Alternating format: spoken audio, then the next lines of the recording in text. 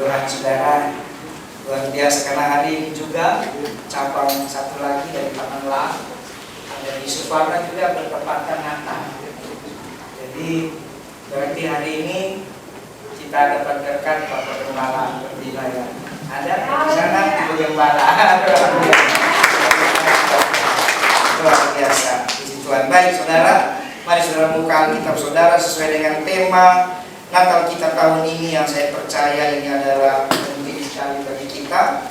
Sama-sama kita akan merenungkan firman Tuhan. Yesus terang yang mengubah hidupku. Saudara boleh buka Alkitab saudara dan ada juga di layar dalam Yesaya pasal yang ke-9 ayat yang pertama sampai ayat yang ke-5.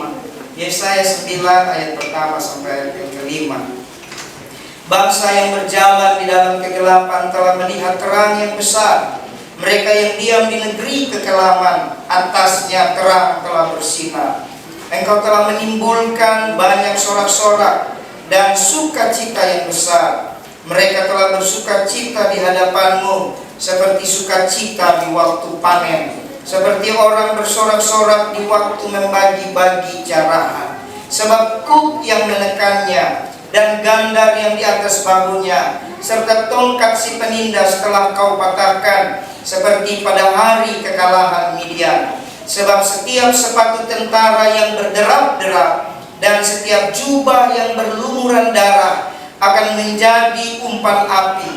Sebab seorang anak telah lahir untuk kita, seorang putra telah diberikan untuk kita. Lambang pemerintahan ada di atas bahunya, dan namanya disebutkan orang Penasehat Ajaib, Allah yang perkasa, Bapa yang kekal, Raja damai. Amin Bapak Ibu Saudara, luar biasa. Jadi kelahiran Tuhan Yesus ke bumi ini saudara telah dinubuatkan jauh beratus-ratus tahun sebelum penggenapan itu terjadi.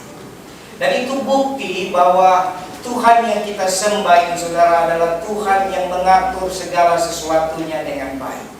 Dia membuat itu bukan asal jadi saudara, dirancang sedemikian rupa. Tidak ada satupun yang terjadi tiba-tiba. Bukan berarti Tuhan tidak bisa tiba-tiba. Katakan amin. Tuhan itu Tuhan yang luar biasa saudara, apa adanya. Dia bisa tiba-tiba. Tetapi bicara karyanya bagi manusia, itu sudah dirancang jauh-jauh. Dan Tuhan Yesus tahu Bapak Ibu Saudara, ternyata masalah pertama manusia itu, masalah manusia itu bukan tidak makan, tidak minum. Bukan saudara. Masalah terbesar manusia itu bukan tidak punya pasangan. Bukan. Masalah terbesar manusia itu bukan tidak punya pekerjaan. Tapi masalah terbesar manusia adalah dosa. Dan dosa itu saudara datang dari mana saudara? Dari kegelapan. Halo?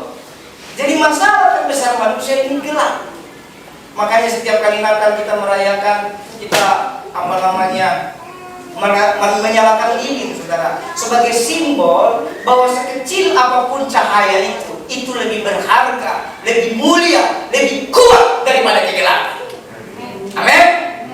Jadi mau cahaya yang setitik itu lebih berharga daripada kegelapan yang besar.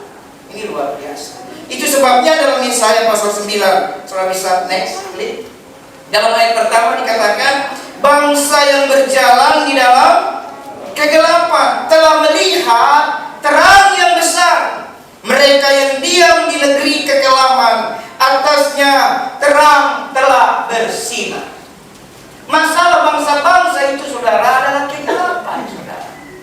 Tetapi kelahiran Tuhan Yesus, dia bukan sekedar lahir hanya untuk disembah, tidak saudara. Tapi dia benar-benar datang ke bumi untuk menyelesaikan masalah yang paling besar. Gelap itu masalah besar saudara. Betul nggak? Gelap itu masalah besar. Next, boleh dikit. Ya.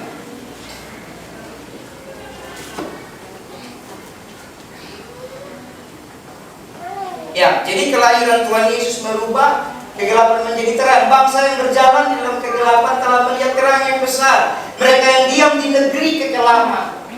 Jadi di negeri kekelaman saudara, atasnya terang telah bersinar. Jadi seluruh negeri ini bicara atmosfer, saudara, bicara keadaan. Selama ini, saudara, seluruh manusia sesungguhnya ada dalam atmosfer kegelapan, ada dalam suasana kelam. Makanya banyak sekali kita telur naik sedikit sudah panik, betul? Jadi kan telur lagi naik ya, kalau naik sedikit panik. Emang naiknya berapa ratus juta? Kalau naik paling 3.000, 5.000 tidak miskin, betul nggak? Kalau mau naik 20.000 juga tidak jatuh miskin. Tapi kenapa pelik, betul nggak? Kita panik, telur naik, Indomie naik, segala macam naik. Siapa di sini waktu BBM naik ikut antri? Jangan bilang-bilang temannya. Kalau antri karena terpaksa memang kendaraan saudara habis bensinnya tidak apa-apa. Tapi ada orang, waduh, sebelum jam 12, nanti jam 12 sudah naik. Ini atmosfer kekelaman, saudara. Ini atmosfer yang tidak benar. Dan itu pekerjaan kegelapan. Orang dalam gelap, saudara, dia bingung. Coba saudara dalam gelap, saudara bingung lah. Bingung, saudara. Makanya dunia buat apa kita ikut? Karena bingung. Tetapi kelahiran Tuhan Yesus dalam seluruh atmosfer, dalam seluruh kehidupan manusia, dia datang menjadi terang. Dan ini, saudara, ini bukan hanya bicara nubuatan dari kitab Yesaya. Coba diklik lagi. Ternyata dari awal penciptaan, saya mau membawa saudara memahami baik-baik. Ternyata dari awal penciptaan, saudara, Tuhan pertama sekali menciptakan itu bukan manusia. Yang pertama sekali diciptakan apa, saudara? Terang. Saudara lihat dalam Kejadian pasal yang pertama ayat 1 sampai 4. Pada mulanya Allah menciptakan langit dan bumi, betul? Roh Allah melayang-layang di udara, di atas samudera. Bumi belum berbentuk dan kosong. Gelap gulita menutupi samudera raya. Bumi belum ada bentuknya, bumi masih kosong dan gelap gulita menutupi samudera raya. Dan Roh Allah melayang-layang di atas permukaan air. Berfirmanlah Allah, jadilah terang. Lalu terang itu jadi. Allah melihat bahwa terang itu baik, lalu dipisahkannya terang dan terang itu dari gelap. Amin. Jadi saudara, masalah pertama itu terang, gelap. Jadi saudara tidak bisa masak kue dalam gelap, betul nggak? Ada bisa masak kue dalam gelap? Tidak ada, saudara. Apalagi saudara bicara gelap. Beberapa waktu yang lalu kami pelayanan ke Sumatera, saudara, ke Pulau Nias, ya. Itu jauh, saudara, sekitar dari kota itu sekitar 90-100 kilo. Jadi itu acara seminar doa, sekolah doa. Begitu nyampe, saudara, tiba-tiba tiang listrik padam, saudara. Roboh. Ada 4 tiang listrik roboh. Dan itu 90 kilo kurang lebih dari kota. Hanya ada satu-satunya hotel di situ. Kiri sekitar 4-5 kilo tidak ada rumah. Kanan 4-5 kilo tidak ada rumah. Kira-kira horor nggak, saudara? Horor. Belakang itu pohon duren, pohon karet. Di kampung, di atas gunung. Itu benar-benar masalah berat, saudara. Jadi memang kegelapan ini berusaha merusak acara.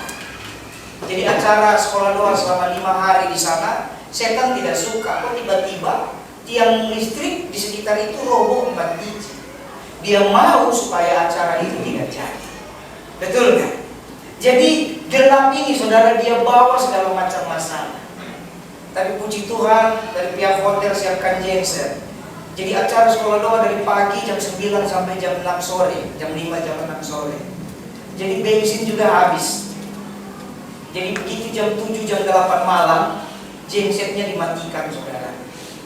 Nah, waktu dimatikan karena saya lanjut lagi KKR di tempat lain. Begitu saya kembali jam 11 malam ke tempat saya menginap, wah itu luar biasa, saudara. Tidak ada satu cahaya pun. Itu benar-benar gelap gulita. Nah, sekalipun kita biasa berdoa, ya gelap gulita kan ngeri juga ya. Benar kan? Belum kalau dengar suara aneh-aneh kan? Suaranya macam-macam, saudara. Tapi puji Tuhan, saya menyadari di dalam gelap kita tidak bisa buat apa-apa.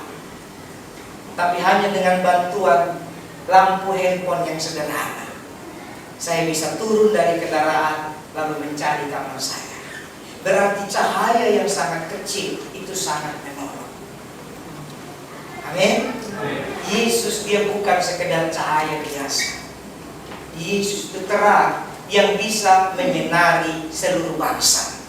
Bahkan Yesus terang yang bisa menyinari seluruh bumi.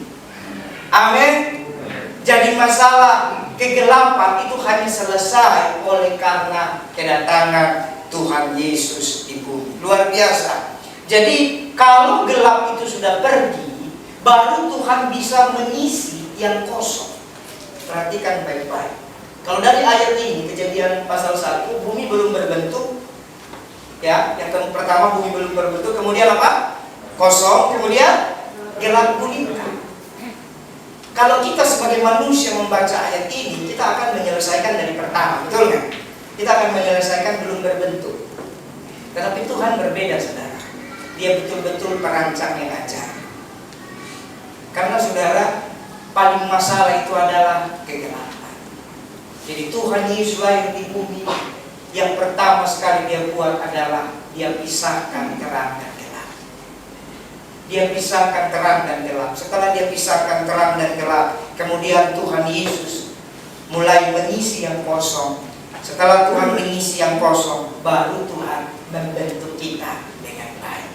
Amin. Baik, selanjutnya apa firman Yesus? Klik tentang terang. Ini supaya kita betul-betul bersyukur, karena saudara, dunia ini selalu meramalkan yang jelek-jelek.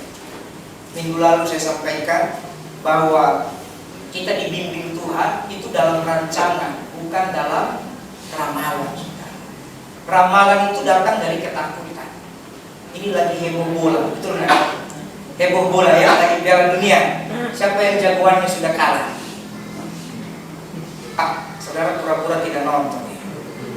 Biasanya yang diam itu pura-pura nggak nonton. Padahal pulang dia coba acara selesai, nanti ada final Piala Dunia. Ya saudara, kalau Piala Dunia saudara negara A lawan negara B, kita bisa prediksi macam-macam, betul nggak? Kalau prediksi kita salah, tidak ada masalah. Prediksi kita benar juga tidak ada masalah. Kenapa? Hal-hal seperti itu bukan hal yang penting. Jadi ramalan itu biasanya untuk hal yang tidak penting. Prediksi itu ya ramalan, kira-kira. Tapi kalau Tuhan merancang, Tuhan mengatur, itu berarti sesuatu yang penting. Amin. Tuhan merancang, itu dia bukan memprediksi. Dia tidak prediksi nanti saudara A jadi begini, tidak. Dia rancang baik-baik, saudara. Itu sebabnya setelah Yesus memisahkan terang dari gelap, kemudian kedatangan Tuhan Yesus ke bumi. Dalam Yohanes 8 ayat 12, firman Tuhan Yesus tentang terang. Yohanes 8 ayat 12 dikatakan, maka Yesus berkata pula kepada orang banyak, katanya, akulah terang dunia. Barang siapa mengikut aku, ia tidak akan berjalan dalam kegelapan. Katakan amin.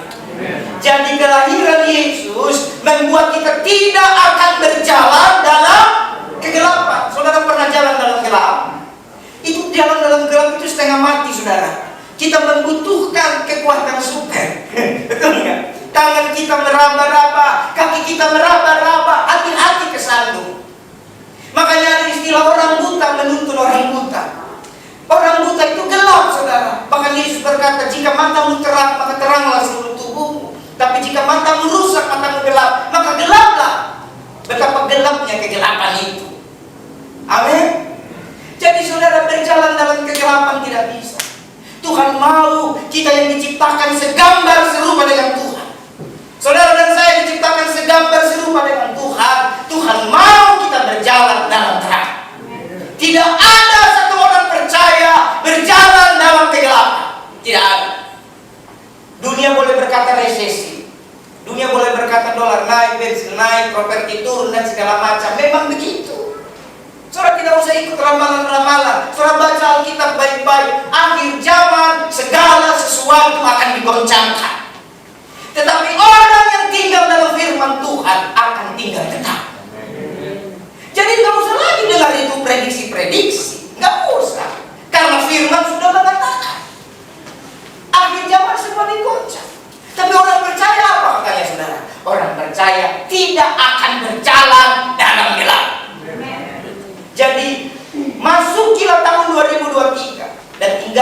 tahun 2022 bukan dengan kata-kata orang, tapi masukilah dengan kata firman, bahwa kalau saudara sudah terima Yesus, maka ada terang dalam hidup saudara, dan terang itu membuat saudara dan saya tidak berjalan dalam gelap.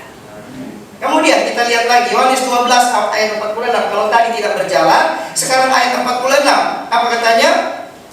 Aku telah datang ke dalam dunia sebagai terang, supaya setiap orang yang percaya kepadaku jangan tinggal di dalam kegelapan. Katakan amin. Kalau yang tadi itu berjalan itu bicara mengikuti tuntunan dunia. Tapi Yesus juga tahu manusia bukan hanya mengikuti tuntunan dunia, tapi manusia juga pengen memiliki tempat yang nyaman. Siapa di sini tidak mau nyaman? Kita semua mau nyaman. Gereja ini baru berdiri sekitar 3 bulan. Luar biasa saudara. Kita punya panggung, dibuat minggu demi minggu. Ini gereja kasih karunia, karena memang didikan dari Taman Alam begitu. Dan saudara tahu, persiapan Natal kita ini dalam tempo sesingkat-singkat, hanya dalam 2 minggu. Karena tadinya tidak mau Natal, tapi kita pikir masa gereja tidak ada Natal. Jadi dalam tempo sesingkat-singkatnya, dalam dana yang sedikit-dikitnya, tapi puji Tuhan saudara, terang yang sedikit itu mengusir ketakutan gereja ini. Terang yang sedikit itu menghalau kegelapan. Amin. Sehingga hari ini kita bisa beribadah bersama. Natal bukan sekedar seremoni saudara.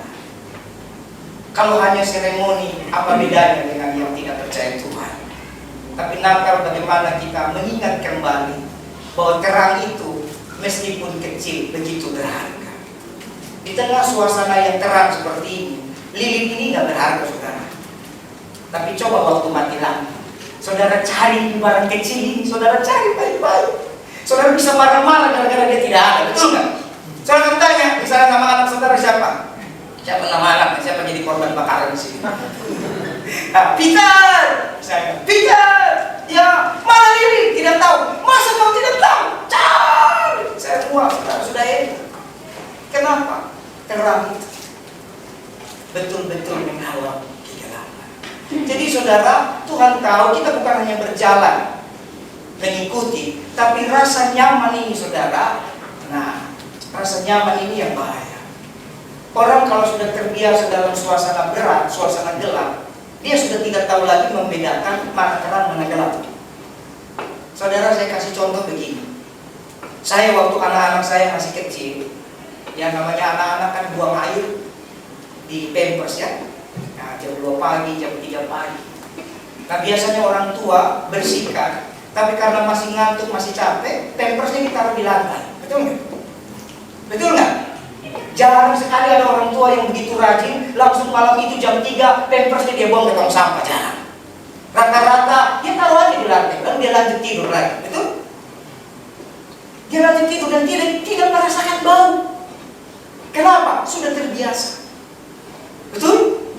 Tapi coba tiba-tiba saudara-saudara datang, keluarga saudara datang, dan saudara lupa buang pampers. Dia akan bilang apa? Bau apa ini? Halo? Halo? Betul nggak? Tapi kita tidak akan merasa masalah. Kita apa-apa. Kenapa? Sudah terbiasa. Nah, inilah Tuhan Yesus datang ke bumi. Dunia ini membawa kebiasaan-kebiasaan yang tidak baik. Dengan kehadiran terang, dia bukan hanya menuntun kita supaya kita jalan dalam kegelapan, tapi dia menuntun kita supaya kita tidak tinggal dalam keadaan kita yang semula. Terang itu mengubah hidup kita. Katakan amin. Amin. Kemudian kita lihat lagi. Nah, selanjutnya mari saudara buka dengan tentang kisah kelahiran Yesus dalam kitab Matius, Injil Matius.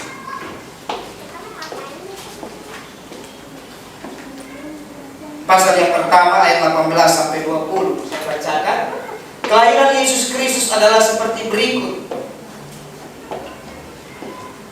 Pada waktu Maria ibunya bertunangan dengan Yusuf, ternyata ia mengandung dari Roh Kudus sebelum mereka hidup sebagai suami istri. Karena Yusuf suaminya seorang yang tulus hati dan tidak mau mencemarkan nama istrinya di muka umum. Ia bermaksud menceraikannya dengan diam-diam. Tetapi ketika ia mempertimbangkan maksud itu, malaikat Tuhan nampak kepadanya dalam mimpi dan berkata, Yusuf anak Daud, janganlah engkau takut mengambil Maria sebagai istrimu, sebab anak yang di dalam kandungannya adalah dari Roh Kudus. Ia akan melahirkan anak laki-laki, dan engkau akan menamakan dia Yesus, karena dialah yang akan menyelamatkan umatnya dari dosa mereka. Luar biasa, saudara. Terang itu, saudara, ketika Yesus lahir, terang itu sebelum merubah seluruh dunia, terang itu merubah siapa dulu, saudara? Merubah bapaknya, merubah seorang pribadi bernama Yusuf. Saudara tahu, Yusuf itu tunangannya Maria. Dalam hukum Israel, saudara, sebenarnya, tapi saya tidak akan bisa jelaskan terlalu panjang, kalau sudah bertunangan itu sudah seperti suami istri. Nah, itu adat orang Ibrani.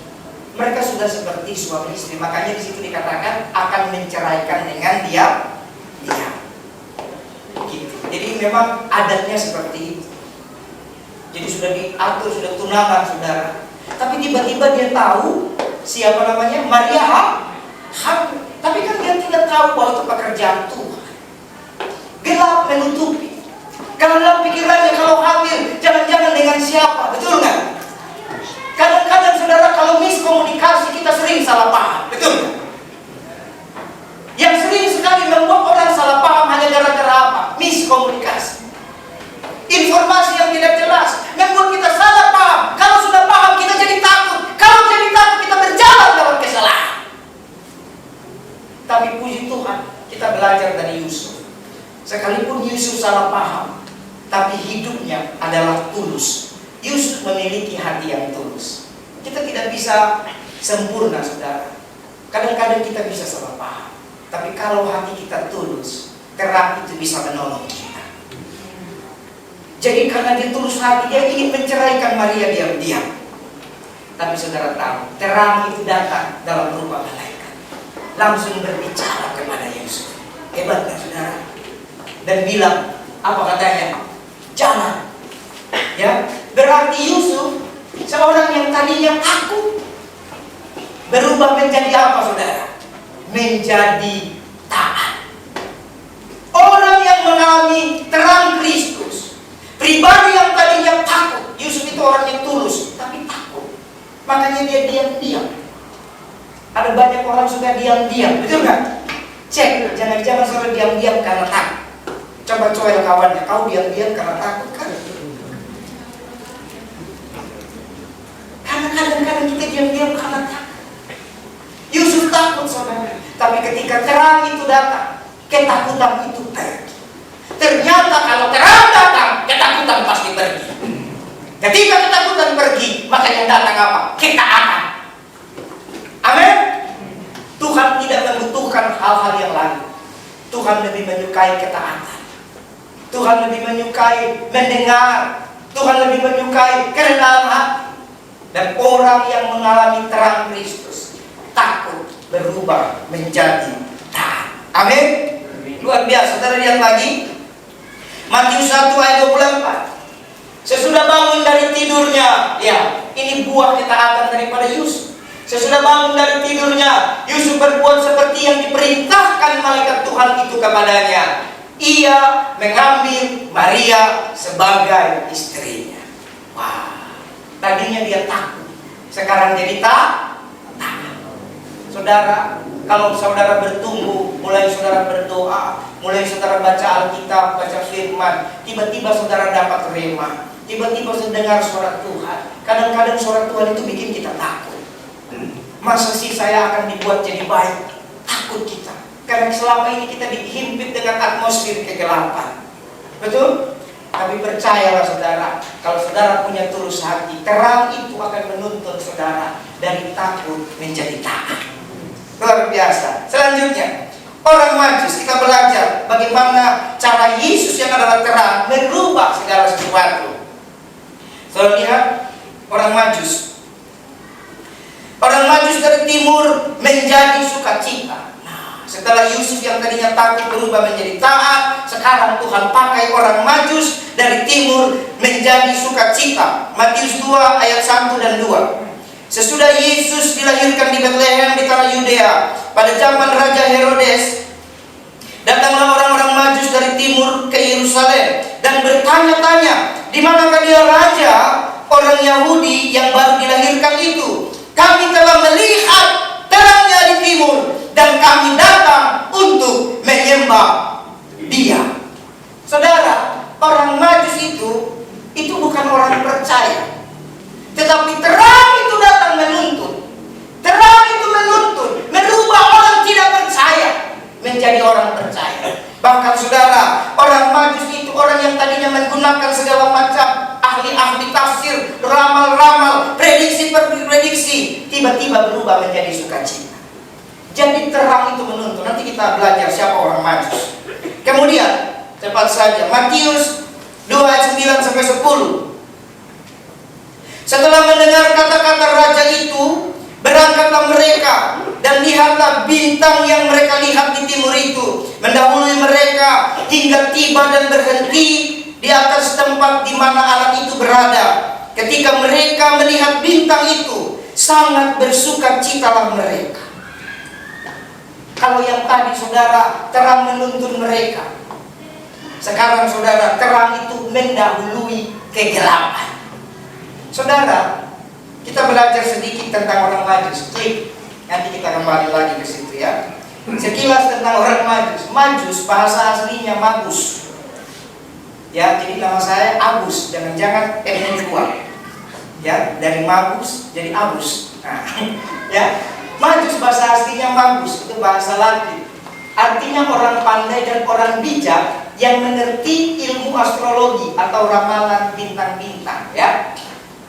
Dipercaya sebagai raja dari Persia atau sekarang itu daerah Iran Utara, ya, atau pendeta Zoroaster. Nah, Zoroaster ini sedikit saya tidak catat di sini. Ini adalah agama monoistik pertama di dunia. Usianya sekitar 4.000-5.000 tahun. Monoistik itu yang percaya kepada satu kekuatan, kepada satu Tuhan, tapi mereka tidak bilang Tuhan, mereka bilangnya dewa, ya. Pendeta Zoroaster yang percaya kepada dewa tunggal bernama Ahura Mazda. Ya, namanya Ahura Mazda. Jadi hati-hati yang punya mobil Mazda. Untung kita ada di Nissan bukan di Mazda ya. Jadi aman kita, saudara. Ya, mereka percaya kepada dewa tunggal bernama Ahura Mazda yang diam dalam kuil api yang tidak pernah padam. Jadi kepercayaan daripada orang Majus ini adalah memang mereka percaya kepada dewa yang tunggal dan kepada kuil api yang tidak akan pernah padam. Saya mau tanya, kira-kira api yang tidak padam itu apa, saudara? Tuhan Yesus. Terang yang nyala, kalau nyala benar itu siapa? Tuhan Yesus. Kalau neraka itu penghukuman. Ya, jadi dewa Ahura Mazda. Nanti saya pengen jelaskan, tapi kalau jelaskan di poin kita nggak dapat. Jadi datang dari mana Ahura Mazda ini? Ya, ternyata dalam pelajaran saya baca itu bukunya tebal, saudara. Ini kepercayaan, itulah yang turun sampai ke seluruh bumi ini. Itu yang kegelapan itu. Tidak peduli suku apapun, tidak peduli agama apapun, tidak peduli latar belakang apapun. Memang kegelapan ini melaburkan bahwa ada kuil api yang tidak pernah padam. Dia mencoba menggali. Dipercaya dari 3 orang Majus ini, saudara, adalah Gaspar, Beltasar, dan Melchior. Ini dalam kepercayaan. Kemenyan itu simbol apa? Hadirat Tuhan yang akan melingkupi kita. Dan mur itu simbol urapan Tuhan yang menuntut kepada kasih karunia demi kasih karunia. Ini luar biasa. Nah, saudara, next klik lagi. Orang Majus ini, saudara, dari ilmu-ilmunya itu, saudara, mereka percaya ada terang. Jadi ternyata, saudara, terang yang dari Tuhan lebih besar daripada terangnya si Ahura Mazda ini. Mereka sudah bertapa, sudah ramal-ramal, sudah hitung-hitung hari baik. Tapi ternyata terang itu siapa, saudara? Yesus. Jadi dari sini kita bisa belajar. Yusuf orang biasa, bukan penyembah berhala dalam konteks ini. Dia dapat beban dari Tuhan untuk mengurus Yesus yang kecil sebagai manusia. Tapi dia punya ketakutan. Terang berubah takut menjadi takut. Kemudian untuk orang tidak percaya, seperti orang Majus, Tuhan juga berbicara lewat apa? Terang yang mereka pikir kekuatan mereka, ternyata datang terang Yesus Kristus. Makanya saudara jangan heran, ada banyak dukun-dukun bertobat, tidak bisa diinjili. Siapa yang bisa injili dukun? Susah kan? Tapi tiba-tiba terang Yesus datang, dia bertobat. Amin. Dan ini terjadi di Alkitab. Dan saya pribadi pernah mengalami, saudara. Beberapa tahun lalu, belasan tahun lalu sebelum saya menikah, waktu itu saya sangat sering ke Jawa. Tiba-tiba seorang dukun bertobat. Wah, repot juga itu. Namanya baru mengerti itu sekitar tahun 2007. 2007 berarti 15-16 tahun lalu seorang dukun bertobat. Lalu pendeta yang dekat situ telepon saya, "Pak, bisa datang untuk mendoakan. Ini ada dukun bertobat." Begitu dengar kata dukun, kegelapan. Langsung merinding bulu kuduk. Betul nggak? Betul tidak? Nah, saya ingat sekali dulu saya sharing dengan Pak Pendeta John. Saya bilang, "Pak, begini. Saudara tahu, beliau sudah terang. Orang kalau sudah ada terang, semuanya senyum." Katakan amin. Nah, dia cuma senyum dan berkata apa? "Pergi saja." Padahal saya sharing dengan harapan, yuk kita bareng yuk kan gitu. Orang masih takut kan begitu. Halo? Tapi beliau senyum dan berkata, "Pergi saja." Wah, di rumah saya bergumul. Gimana ini dukun? Singkat cerita, cari waktu saya pergi, saudara. Betul, saudara. Itu dukun dia punya 250 keris, 30 tombak, batu merah delima, dan sekali itu miliaran rupiah. Dukun sakti. Ada di laptop itu foto-fotonya. Ternyata saudara, saya dalam ketakutan. Waduh, gimana cara doain dukun? Dia biasa sakit orang. Jadi waktu saya datang ke rumahnya, ada seorang anak gadis waktu itu kalau tidak salah usia 19-20 tahun. Saya pikir anaknya karena umurnya sudah 60 tahun waktu itu. Kasih saya minuman. Saya cuma ingat hamba Tuhan itu harus banyak diam supaya beriman. Betul kan? Karena kita bilang orang bodoh pun bisa pintar kalau diam. Jadi lebih baik diam. Jadi begitu datang, tapi saya penasaran ini anaknya atau bukan. Nah tiba-tiba Pak Dukun bilang begini, "Itu istri saya, Pak." Saya kaget, bedanya 40 tahun lebih. Kenapa? Karena jampe-jampenya kuat sekali. Saya lihat, saya lebih ganteng dari dia, kok bisa dapat ya? Apalagi waktu itu saya belum menikah, itu sakit sekali ya. Sakitnya tuh di situ. Kayak itu. Lalu saudara, singkat cerita saya sudah mulai bahasa roh, udah mulai, pokoknya ya standar lah. SOP-nya hamba Tuhan, Ada SOP, udah mulai berdoa tutup mulut sekarang. Saya pikir akan bagaimana. Ternyata dia cuma bilang, "Pak, satu malam saya bertapa, saya lihat terang. Tuhan Yesus berkata kepada saya, 'Aku mengasihi kamu.'" Wah! Begitu dia bilang itu, dia menangis lalu dia bilang, "Sekarang siapa yang bisa mendoakan saya?" Wah! Tadi saya sudah ketakutan, sudah kebingungan. Ternyata Tuhan yang sudah datang dalam hidupnya, seperti Tuhan datang kepada orang Majus. Berubah dia. Begitu dia berubah, saudara, langsung gelap pergi, terang datang lagi. Saya dari situ saya malu, ya Tuhan, ternyata masih ada gelap dalam diri saya. Lalu saya mulai berani layani dia. Dia serahkan 3 hari mendoakannya, saudara. Bukan sebentar, 3 hari. Itu barang-barang berhala terlalu banyak. Saya ingat dia berkata begini, sebelum Krismon, sebelum tahun 98, ada salah satu museum minta itu barang-barang seharga 1,8 miliar. Itu waktu dolar 1.800. Dia tidak kasih. Tapi begitu datang kepada terang, itu barang berhala dihancurkan jadi debu. Amin. Berarti Tuhan mengunjungi orang Majus masih akan terjadi sampai selama-lamanya. Yang penting saudara percaya bahwa terang itu lebih hebat dan terang itu mendahului kegelapan. Amin. Kemudian kita lihat lagi. Siapa saja yang di rumah? Para gembala menjadi pembawa berita damai sejahtera. Wow. Dalam Lukas pasal 2 ayat 8 sampai 14. Di daerah itu ada gembala-gembala yang tinggal di padang, menjaga kawanan domba ternak mereka pada waktu malam. Tiba-tiba berdirilah seorang malaikat Tuhan di dekat mereka, dan kemuliaan Tuhan bersinar meliputi mereka, dan mereka sangat ketakutan. Lalu kata malaikat itu kepada mereka, "Jangan takut, sebab sesungguhnya aku memberitakan kepadamu kesukaan besar untuk seluruh bangsa.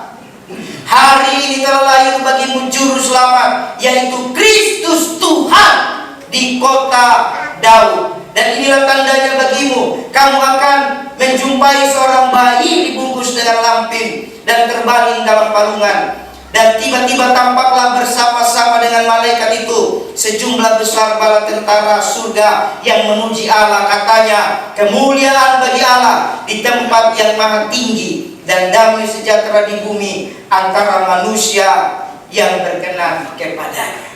Luar biasa saudara. Gembala-gembala ini saudara orang-orang biasa. Jadi saudara paham ya poinnya. Tadi Yusuf orang yang membawa firman Tuhan untuk menjaga Yesus. Orang Majus orang tidak percaya. Sekarang gembala-gembala adalah orang biasa. Artinya apa saudara? Terang itu punya otoritas untuk segala kalangan. Katakan amin. Terang itu dibutuhkan oleh segala status sosial. Katakan amin. Gembala-gembala ini saudara, mereka orang biasa, lagi jaga kawanan ternak. Mereka menjaga domba-domba. Mereka lagi menjaga barang yang itu cuma itu harta mereka. Tidak ada yang lain dijaga saudara. Tapi saudara, ternyata terang itu juga mengunjungi mereka. Tuhan juga mau mereka diberkati. Tuhan juga mau mereka dipulihkan. Tuhan juga mau mereka diubahkan.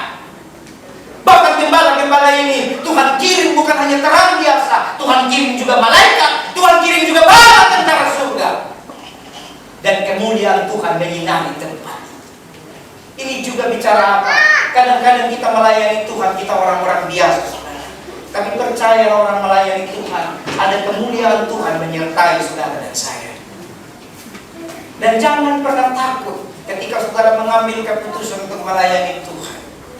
Karena saudara akan dibawa Tuhan menjadi pembawa berita damai sejahtera. Amin.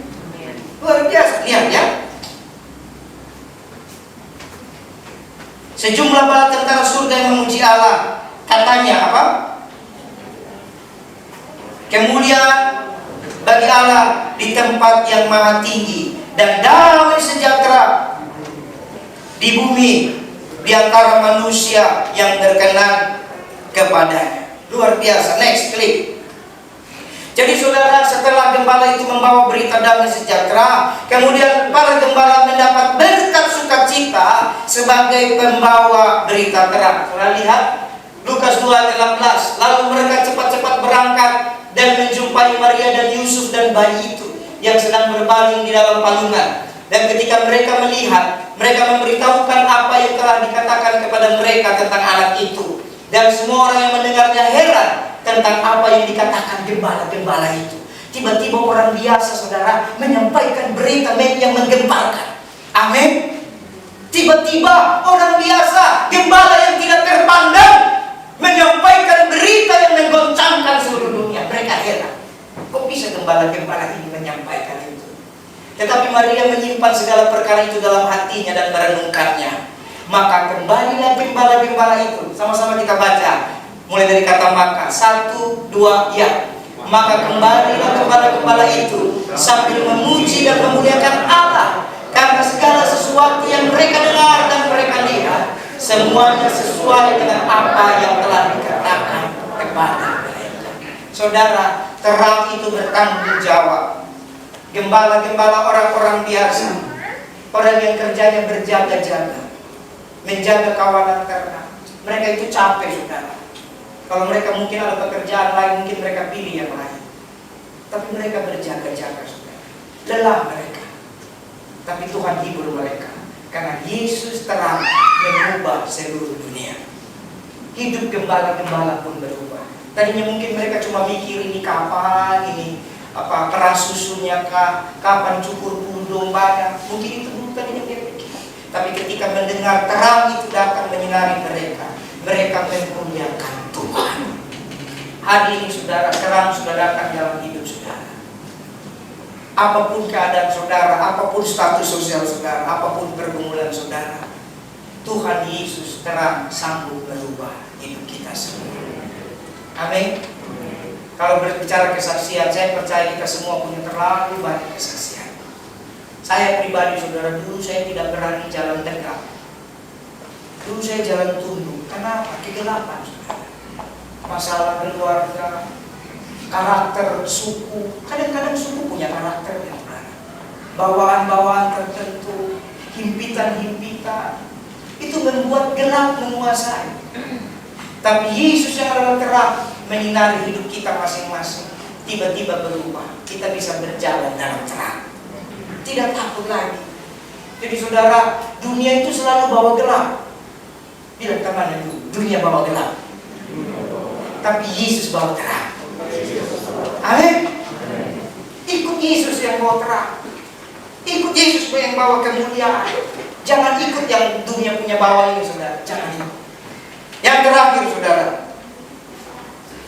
Nah, ini poin terakhir karena nanti kita akan melihat person-person dari teman-teman kita di sini. Kembali ke dalam Yesaya 9 tadi ayat yang ke-5. Dikatakan seorang putra akan lahir bagi kita. Ya, lambang pemerintahan ada di atas bahunya. Next. Dan lambang pemerintahan itu saudara dengan cepat dikatakan penasehat ajaib. Jadi kelahiran Tuhan Yesus jaminan bahwa Roh Kudus akan datang menuntun kita. Amin. Roh Kudus hanya datang di dalam nama Yesus. Saya perhatikan ya. Saudara-saudara kita yang lain, mereka menyebut Roh Kudus, tapi kita orang Kristen harus yakin bahwa Roh Kudus hanya diberikan di dalam nama Yesus. Jadi kalau Yesus tidak lahir, Roh Kudus tidak datang. Kenapa saya harus sampaikan ini, saudara? Ini tercatat di Alkitab. Beberapa hari yang lalu, saya diundang khotbah di salah satu tempat orang Kristen. Hari ini, untuk sore. Tadi pagi juga saya melayani. Tadi pagi masih pelayanan saudara di tempat lain. Ada yang undang saya khotbah hari ini, jam 4, jam 5 sore. Lalu saya kasih tahu, aduh mohon maaf, saya ada pelayanan khotbah. Saya ada perayaan Natal. Saudara tahu, ada orang-orang yang dalam kegelapan versi baru, saudara. Dia bilang, buat apa merayakan Natal, Pak? Gereja kami sudah tidak merayakan Natal. Atau nih, kalau direkam di close dulu. Gereja kami tidak merayakan Natal. Waduh, kenapa ini? Tidak perlu. Sekarang yang penting kita menyembah kepada Elohim. Tidak perlu lagi. Nama yang tidak berubah itu Elohim. Nama Yesus itu tidak benar. Ini kacau saudara. Ini kacau. Mendidih hati saya. Kalau tidak merayakan dalam konteks perayaan tidak apa-apa. Tapi saya harus beritahu kepada saudara, dari zaman perjanjian lama sampai perjanjian baru, ulang-ulang dinubuatkan tentang Tuhan Yesus. Dia penasehat yang ajaib. Dan di bawah kolong langit ini tidak ada satu nama yang lebih tinggi daripada nama Tuhan Yesus Kristus. Jadi layak kita untuk bersyukur kelahiran Dia. Dan Yesus datang di palungan, saudara, itu tidak ideal. Siapa di sini yang anaknya lahir di palungan? Ada? Palungan itu tempat makan di kandang domba. Tidak ada, saudara. Semua kita, anak kita lahir di kasur, betul nggak? Lahir di rumah sakit. Saya doang saingannya, anak saya lahir di mobil. Tapi itu pun masih keren, mobil, masih di sofa, masih di jok. Ini di palungan. Yesus lahir menggambarkan betapa hinanya kita sebenarnya. Hidup saudara dan saya itu sudah sangat hina. Binatang itu saudara, di mana dia makan, di situ dia buang air. Artinya sudah tidak tahu mana yang benar. Itulah gelap. Tapi Yesus mau lahir di tempat yang gelap itu. Kalau saudara baca baik-baik ayat selanjutnya, selain lahir di palungan saudara, di mana? Di kandang. Di kandang domba. Bayangkan, sebelumnya Maria dan Yusuf ketuk-ketuk itu penginapan. Tapi tidak ada satu penginapan pun menerima dia. Ini simbol apa? Memang dunia menolak Yesus. Tapi sekalipun dunia menolak Yesus, terang itu pasti mendahului kegelapan. Amin. Dunia boleh tolak. Bahkan sekarang penyusupan sudah masuk. Kok bisa-bisa tidak merayakan Natal? Padahal dalam ayat ini, Yesus adalah penasehat yang ajaib, jaminan Roh Kudus. Orang percaya Yesus merayakan Natal bukan sekedar seremoni, tapi karena tahu gara-gara Yesuslah Roh Kudus akan datang. Dan kalau Roh Kudus datang, maka kita ditolong oleh Roh Kudus. Amin. Kemudian saudara,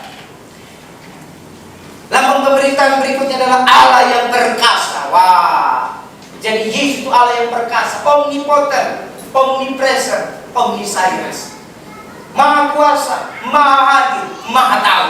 Katakan amin. Kurang perkasa apa, saudara? Jadi selain dia menasehati jalan-jalan hidup kita, dia juga Allah yang perkasa. Sekali waktu saudara lemah, saudara dikuatkan oleh Allah yang perkasa. Kemudian Bapa yang kekal. Wah, bicara Bapa yang kekal ini bicara kesetiaan Tuhan. Tuhan tidak akan pernah ingkar janji. Dia tidak akan pernah menyangkal firman-Nya. Ulang-ulang kita jatuh. Tuhan bilang begini, sekalipun dosa merah seperti kilmisi, betul? Pelanggaranmu seperti kain kesumba, tapi aku akan memutihkannya seputih salju. Inilah Bapa yang kekal. Kalau dia melihat kita dari perbuatan kita, tidak ada yang masuk surga. Tapi dia melihat kita sebagai anak. Dia selamanya jadi Bapa, dan selamanya kita jadi anak. Itulah kekekalannya. Itulah yang membuat kelahiran Yesus di Palungan berharga sampai selama-lamanya. Yang terakhir, saudara, Raja Damai. Luar biasa.